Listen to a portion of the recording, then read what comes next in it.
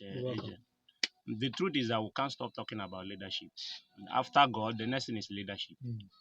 And why we are what we are today as people and as a nation is because there is a total leadership failure. So when I talk about leadership and people treat it with levity and see it that it doesn't hold water, it baffles me and it gives me a serious concern. Because at this point in time in our history, I think that what everybody should be concerned and be worried about is how can we get a better leadership? And it has also begin from me.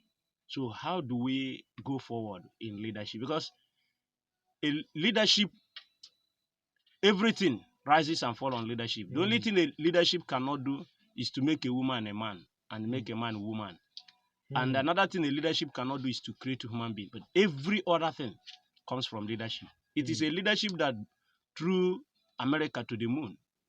Anything you see today that we enjoy in the world today comes from leadership, the right leadership. So there is no society, there is no nation, there is no anywhere in the world that you see today and if you enjoy things that is not the product of leadership.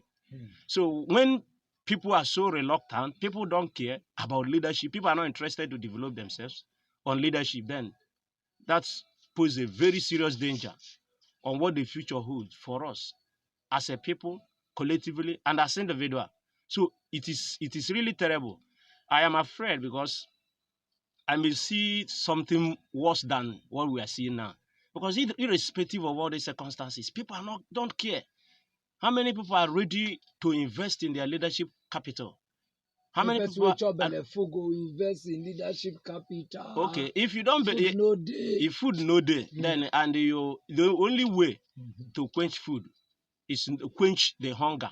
It's not by sitting down or by feel reluctant or by feel less concerned. It is to take action. That is the only way to change things. You can't change things without taking action. So, but you may have a good will, no matter how good will you are. If you don't have the leadership credibility, the leadership capacity, the good will doesn't guarantee reality. So you have to, first and foremost, develop yourself. I've been privileged to be speaking to some youth organization. I realized that, honestly speaking, we have a total leadership failure. If we are talking about giving it to the youth, I tell you the truth, the same thing will continue to repeat because I do not see anything. At least this year, I've been gone to some churches.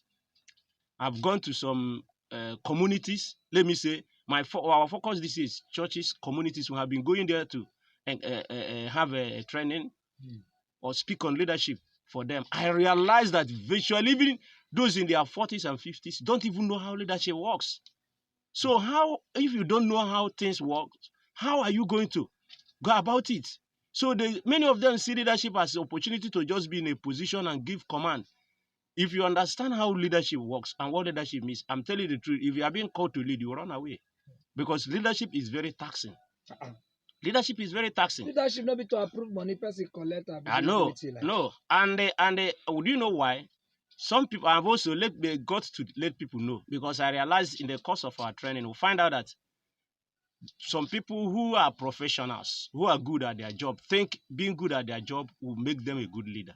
No. A professional only know how to produce, but leaders know how to produce others.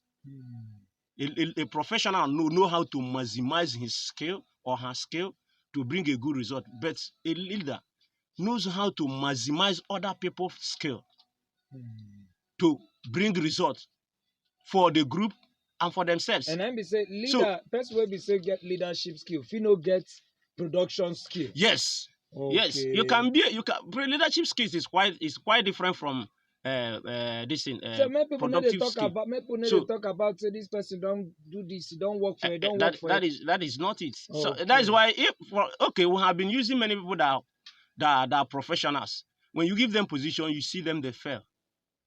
They fail woefully. They fail because there are leadership skills you need to have. In fact, the last time we were speaking, we told people that when you are given leadership position, vision is very important. After all, vision is a number one when you talk about leadership competence, to be able to set a clear direction. But irrespective of that, there is something that is more important than that. And that begins with what? Trust. It is building relationship with the people you want to lead, and also gaining their trust. This is where leadership begins. And to gain people trust is not easy. And that may also take me a little bit to what I actually want to share. We want to share with some people today. Who are listeners. Yes. Okay, so only 5 minutes. Okay, thank you very much. We only give a counseling. So now I want to just give briefly, how can a young leader establish his or her vision and get buy-in? How can a young leader establish his or her vision and get buy-in of the people? These are one of the things that many people over time have not been able to realize. Now, when you are given a leadership position, people don't trust you. The only trust they give you are very minimal. It's very small trust.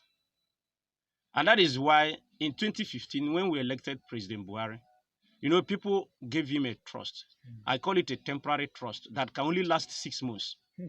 Now, after that, you have to work to build on that trust.